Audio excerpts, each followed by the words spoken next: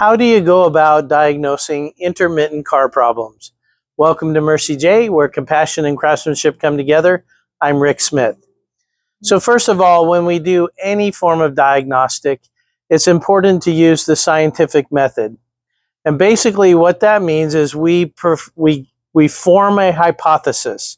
Once we have that hypothesis, we do testing to either prove or disprove that hypothesis. If it's disproved, then we form a new hypothesis and we run more tests. So the first thing that's the best way to go about finding an intermittent or random problem is getting as much information to reproduce that problem as often as possible.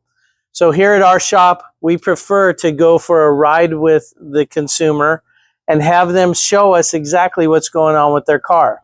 If we can reproduce it, our odds of diagnosing it properly go up tremendously. And then we do different testing. Sometimes on some things we can look and there might be some things in the memory of the computer that can help us on certain types of diagnoses. Others are what kind of conditions to try to reproduce it. But the bottom line is if you're testing and the symptoms are not there, a lot of times that's going to come up inconclusive.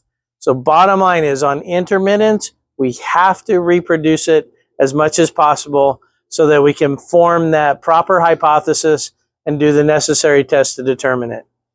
I hope that's been informational to you, and until next time, safe travels and blessings to you.